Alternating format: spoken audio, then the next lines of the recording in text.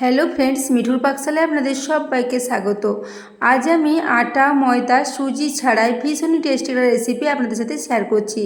তো চলুন আজকে রেসিপিটা দেখে নেওয়া যাক। এজন্য প্রথমে এখানে নিয়ে নিচ্ছি নর্মাল রান্নার চাল, যে চাল দিয়ে আমরা সাধারণত ভাত রান্না করে থাকি সেই চালে এখানে নিয়েছি মেজারিং কাপ মেপে প্রায় হাফ কাপ পরিমাণে।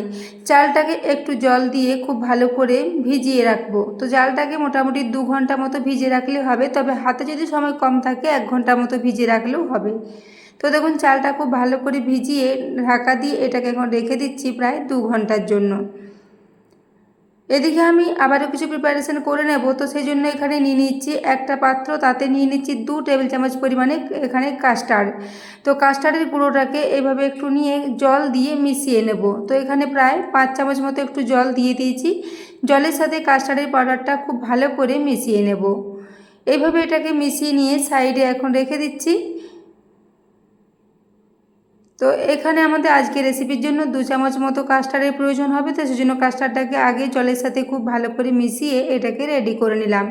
তো বন্ধুরা, আজকের এই রেসিপিটা আপনাদের যদি ভালো লেগে থাকে তাহলে অবশ্যই বন্ধুদের সাথে শেয়ার করে দেবেন, এবং রেসিপি ভালো লাগলে একটা লাইক করতে ভুলবেন না।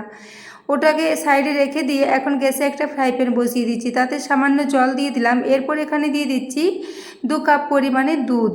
তো এখানে আমি নিয়ে নিচ্ছি 2 কাপ পরিমাণে ফুল ফ্যাট মিল্ক। তো দুধটা নিয়ে নেওয়ার পর এখানে ওই যে কাস্টার্ড পাউডারটা রেডি করে রেখেছি ওটাকে এখানে নিয়ে নেব। তো তার আগে দুধটার সাথে কিছুটা চিনি দিয়ে দিচ্ছি। তো এখানে প্রায় 1/4 কাপ পরিমাণে চিনি নিয়েছি। চিনিটা আমি এখানে একটু কমে রেখেছি, আপনারা বেশি পছন্দ করলে এখানে আর একটু চিনি বাড়িয়ে দিতে পারেন, সেক্ষেত্রে 2 চামচ পরিমাণে চিনি বাড়িয়ে দিতে পারেন। তো দেখুন আমি চিনিটাকে খুব ভালো করে দুধের সাথে মিশিয়ে নিলাম। এরপর একটা এলাচকে গুঁড়ো করে এইভাবে এর সাথে দিয়ে দিলাম। এর মধ্যে এলাচের ফ্লেভারটা খুবই ভালো লাগবে। তো চিনি ও এলাচের গুঁড়োটাকে ক্রমাগত নাড়াচাড়া করে মিশিয়ে নিচ্ছি, এবং চিনিটা যাতে খুব ভালো মতো গলে যায় সেই পর্যন্ত এটাকে একটু নাড়াচাড়া করে নিচ্ছি। এইভাবে নাড়াচাড়া করতে করতে দুধটাকেও প্রায় 2 থেকে 3 মিনিট মতো একটু ফুটিয়ে নেব। তো দেখুন দুধটা এখন খুব ভালো মতো ফুটে এসেছে। এইভাবে 3 মিনিট পর্যন্ত একটু নাড়াচাড়া করে দুধটাকে আগে ফুটিয়ে নেব, তারপর ওই কাস্টার্ডটা এখানে দিয়ে দেবো। তো দেখুন দুধটা খুব ভালো মতো ফুটে এসেছে। এইভাবে দুধটাকে রেডি করে নেওয়ার পর ওই কাস্টার্ডটা এখানে নিয়ে নিচ্ছি। কাস্টার্ডটা দেওয়ার আগে আবার একবার ভালো করে মিশিয়ে নিতে হবে, তাছাড়া নিচের দিকে এটা অনেকটা জমে থাকতে পারে, সেই জন্য এটাকে চামচ করে আবার একবার মিশিয়ে নিলাম। এরপর গ্যাসের ফ্লেমটা লোতে করে দিয়ে এই অবস্থায় এই কাস্টার্ডটা এখানে দিয়ে দিচ্ছি। কাস্টার্ডটা দিলে এর কালারটা যেমন সুন্দর আসবে তেমন খেতে টেস্টও ভীষণই ভালো হবে। তো দেখুন এরপর কাস্টার্ডটা দিয়ে দেওয়ার পর ক্রমাগত নাড়াচাড়া করে নিতে হবে, যাতে নিচের দিকে লেগে না যায় এবং কোনো রকমের দোলা না পাকিয়ে যায়। তো সেই জন্য এটাকে ক্রমাগত নাড়াচাড়া করে নিতে হবে। কাস্টার্ডটা দেওয়ার পর একদমই এটাকে ছাড়া চলবে না, এরকম ক্রমাগত হাতা দিয়ে নাড়াচাড়া করে নিতে হবে। এইভাবে এটাকে প্রায় 2 মিনিট পর্যন্ত একটু নাড়াচাড়া করে নিয়েছি। এরপর এটাকে এভাবে গ্যাস অফ করে সাইডে রেখে দেবো কিছুক্ষণ ঠান্ডা হওয়ার জন্য। তো এটা এখন প্রায় রেডি হয়ে এসেছে, এটাকে এখন সাইডে রেখে দিলাম গ্যাস অফ করে নিচে নামিয়ে।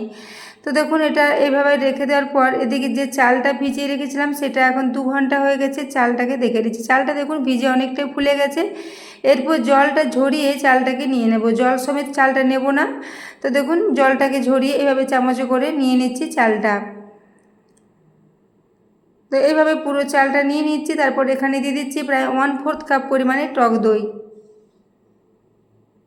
টক দই দেওয়ার পরে এখানে দিয়ে দিচ্ছি প্রায় 1/4 কাপ পরিমাণে এখানে কোরানো নারকেল। তো বাড়িতে ফ্রেশ নারকেল ছিল, সেটাকে একটু কুড়িয়ে এখানে মিশিয়ে দিয়েছি। তবে নারকেল কোড়া যদি বাড়িতে না থাকে এখানে ডেসিকেটেড কোকোনাট পাউডারও আপনারা মিশিয়ে নিতে পারেন, সেক্ষেত্রেও একই রকম টেস্ট আসবে। তো দেখুন সব কিছু দিয়ে খুব ভালো করে মিক্সিতে ঘুরিয়ে নিয়েছি। এখন দেখুন এটা কতটা ভালো মতো এটাকে মিক্সিতে বেটে নিয়েছি। তো দেখুন একবার এরকম মিহি করে এটাকে বেটে নিতে হবে, একদমই দানা মতো যেমন না থাকে। তো এদিকে আমি ওই যে কাস্টার্ডটা রেডি করে রেখেছিলাম সেটা এখন ঠান্ডা হয়ে গেছে, ওখান থেকে প্রায় হাফ কাপ পরিমাণে কাস্টার্ড এখানে নিয়ে নিচ্ছি।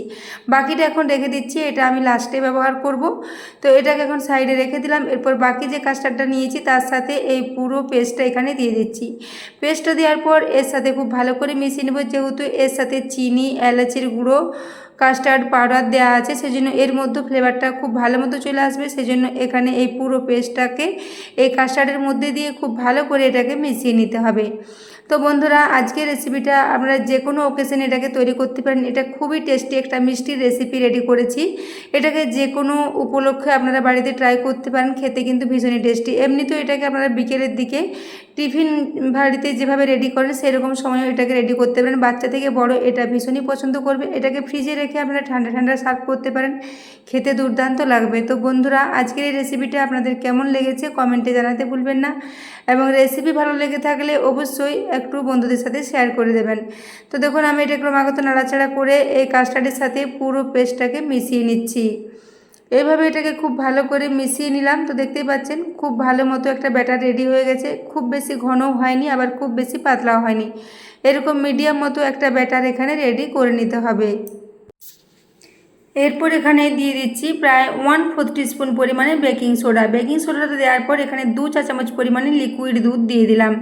দুধটা ও বেকিং সোডাটা দেওয়ার পর খুব ভালো করে এটাকে মিক্স করে নিতে হবে।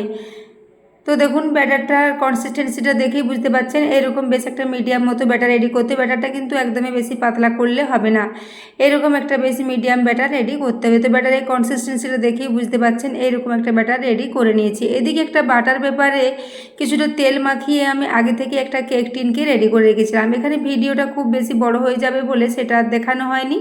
তো বাটার পেপার দিয়ে এভাবে তেল মাখিয়ে একটা একটা কেক টিন আপনারা রেডি করে নেবেন। তবে কেক টিন যদি বাড়িতে নাও থাকে সেক্ষেত্রে আপনারা স্টিলের যে কোনো বড় বাটিতেও এভাবে এটাকে রেডি করতে পারেন। তো এরপর আমি পুরো এই পেস্টটাকে এখানে এই কেক টিনের মধ্যে নিয়ে নিচ্ছি। তো পুরো বাটিটা পরিষ্কার করে খুব ভালো করে ব্যাটারটাকে এখানে নিয়ে নিলাম। এরপর ব্যাটারটাকে দিয়ে একটু ট্যাপ ট্যাপ করে নিচ্ছি যাতে মধ্যেখানে কোনো ফাঁকা জায়গা না থেকে যায়। এদিকে দেখুন, গ্যাসে একটা কড়াই আগে থেকে বসিয়ে রেখেছিলাম, জলটা খুব ভালো মতো ফুটে এসেছে। এরপর একটা স্ট্যান্ড দিয়ে পুরো কেক টিনটা এখানে বসিয়ে দিলাম। এরপর ঢাকা দিয়ে এটাকে 10 মিনিটের জন্য মিডিয়াম ফ্লেমে রেখে দেবো। 10 মিনিটের মধ্যে এটা খুব ভালো মতো স্টিম হয়ে যাবে। তো দেখুন, 10 মিনিট পর ঢাকাটা খুলে নিয়েছি। এটা এখন অনেকটাই ফুলে গেছে, খুব ভালো মতো এটা স্টিম হয়ে গেছে। তো একটা ছুরির সাহায্যে দেখে নিলাম, খুব ভালো মতো স্টিম হয়ে গেছে, ছুরির গায়ে আর কিছুই লেগে থাকেনি। তো দেখুন, এরপর এটাকে গ্যাস থেকে নামিয়ে নিয়ে 10 মিনিটের জন্য একটু ঠান্ডা করে নিয়েছি। এরপর এটাকে ঠান্ডা করে নেওয়ার পর এইটাকে এখন কেক টিন থেকে তুলে নিতে হবে। তো সেই জন্য দেখুন, কেক টিনটার সাইড থেকে এভাবে এটাকে টান দিলেই সহজে এটা উঠে আসবে, যেহেতু এখানে বাটার পেপার লাগানো আছে। তো দেখুন, আপনি এটা সাইড থেকে ছেড়ে আসছে। এইভাবে এটাকে সাইডগুলো একটু হাতে করে ছাড়িয়ে নিলাম। তারপর একটা প্লেটের মধ্যে এটাকে উপর করে নিলেই খুব সহজে এটা উঠে আসবে। তো দেখুন, কেক টিনটা এরপর তুলে নিয়েছি। এরপর বাটার পেপারটাকে তুলে একটু আলাদা করে নেব। তো বন্ধুরা, আজকের রেসিপিটা ভীষণই টেস্টি, বানিয়ে নেওয়া ভীষণই সহজ। আপনারা রেসিপিটা বাড়িতে অবশ্যই একবার ট্রাই করবেন, এবং রেসিপি ভালো লেগে থাকলে অবশ্যই চ্যানেলটি সাবস্ক্রাইব করে আমার পাশে থাকবেন, এবং পাশে থাকা বেল আইকনটি অবশ্যই প্রেস করে রাখবেন। তাহলে আমি যে কোনো নোটিফিকেশানে ছাড়ি না কেন তো সবার আগে আপনার কাছে পৌঁছে যাবে। তো দেখতেই পাচ্ছেন কতটা জালিদার, কতটা স্পঞ্জি মতো এটা রেডি হয়েছে। এইভাবে এটাকে রেডি করে নিয়ে প্লেটের মধ্যে নিয়ে নেব। এরপর ওই যে বাকি কাস্টার্ডটা রেখেছি সেই কাস্টার্ডটা এখানে দিয়ে দেব। এইভাবে কাস্টার্ডটা উপর থেকে দিলে এটা পুরো কাস্টার্ডটাকে এভাবে দুধ সমেত এটাকে নিয়ে টেনে অনেকটাই ফেপে আবারও বড় হয়ে আসবে।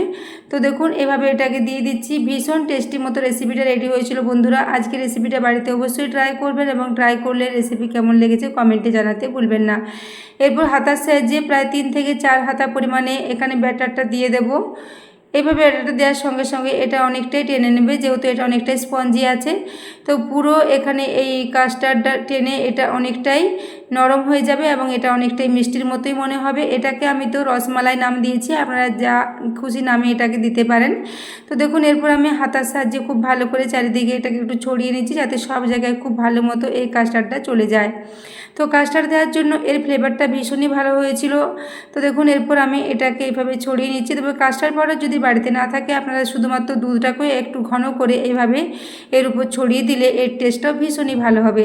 তো দেখুন, এরপর খুব ভালো করে এটাকে এভাবে রেডি করে নিয়েছি চারিদিক থেকে। এরপর উপর থেকে কিছুটা এখানে ড্রাই ফ্রুটস গুঁড়ো করে দিয়ে দিচ্ছি। ড্রাই ফ্রুটস দিলে এটা দেখতে যেমন ভালো লাগবে তেমন খেতেও ভীষণ টেস্টি হবে। তো এরপর আমি একটা আপনাদের কেটে দেখিয়ে দিচ্ছি। দেখুন কতটা নরম এবং কতটা জালিদার মতো রেডি হয়েছে, খুব সহজেই এটা কাটা হয়ে যাবে। এবং এই লিকুইড কাস্টার্ডটা টেনে এটা অনেকটাই নরম হয়ে গেছে। তো দেখুন, এরপর এটাকে আমি একটু ছুরির সাহায্যে আপনাদের তুলে দেখিয়ে দিচ্ছি, খুব সহজে এটা উঠে আসবে। তো বন্ধুরা, আজকের রেসিপিটা বাড়িতে অবশ্যই ট্রাই করবেন, এবং ট্রাই করার পর রেসিপি কেমন হয়েছে কমেন্টে জানাতে ভুলবেন না। তো দেখুন, এরপর আমি এটাকে একটু চামচ করে আপনাদের কেটে দেখিয়ে দিচ্ছি। এভাবে একটা পিস নিয়ে উপর থেকে কিছুটা ড্রাই ফ্রুটস ও কিছুটা লিকুইড কাস্টার্ড এখানে দিয়ে দিচ্ছি। তারপর এটাকে চামচ করে কেটে আপনাদের দেখাচ্ছি। দেখুন কতটা নরম এবং কতটা স্পঞ্জি মতো এগুলো রেডি হয়েছে। ভীষণই টেস্টি, ভীষণই ভালো মতো এটা রেডি হয়েছিল। তো বন্ধুরা, আজকের রেসিপিটা ভালো লেগে থাকলে অবশ্যই চ্যানেলটি সাবস্ক্রাইব করে আমার পাশে থাকবেন। তো আজকের রেসিপিটা এতক্ষণ পর্যন্ত দেখার জন্য আপনাদের অশেষ ধন্যবাদ। আবারও চলে আসবেন নিত্য নতুন কোনো রেসিপি নিয়ে। ততক্ষণের জন্য সবাই সুস্থ থাকবেন, ভালো থাকবেন। দেখা হচ্ছে আবার পরের কোনো রেসিপিতে।